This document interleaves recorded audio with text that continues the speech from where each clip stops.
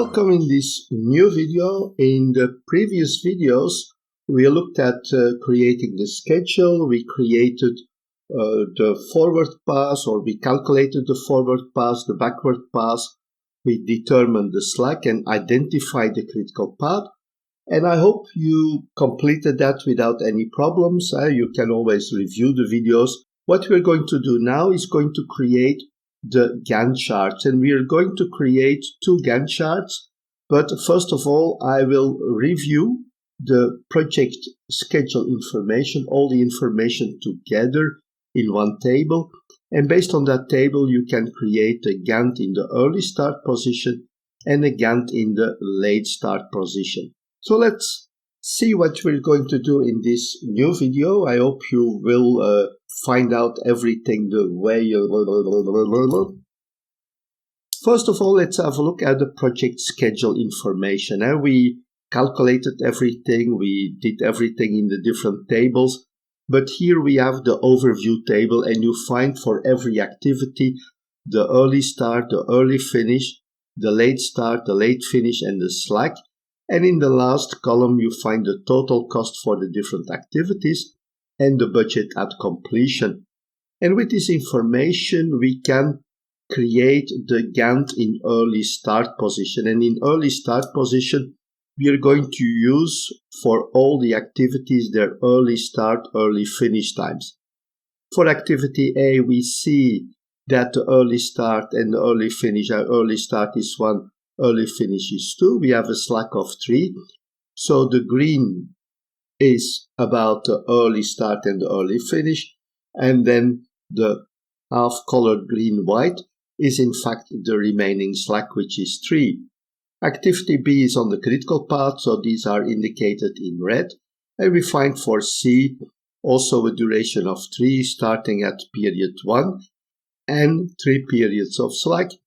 Activity F is after C.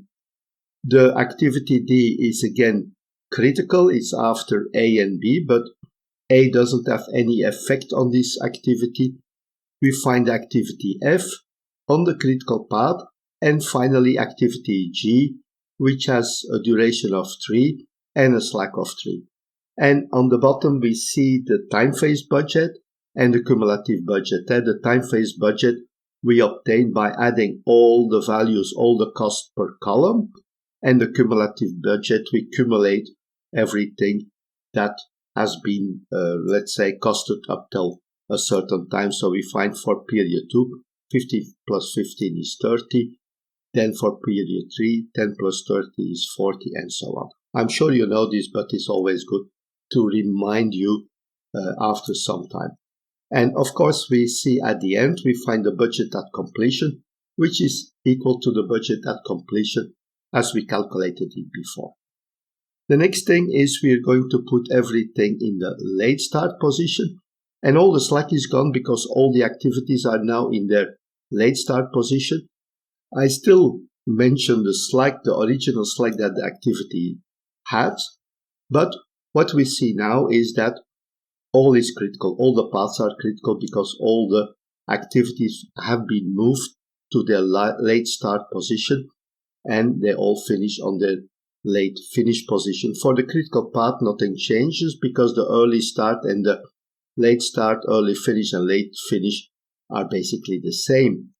We find a different calculation for the time phase budget and the cumulative budget, but what's very important is that we didn't change anything to the activities, so the budget at completion always must be the same for whatever position, starting position that we consider.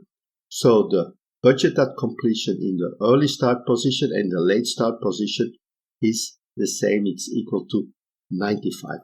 So this is the budget, how we create it. In the next slides, we're going to look at some other changes. We're going to change some things. We're going to create a planned start of the activities and the planned finish time. But for now, that's it.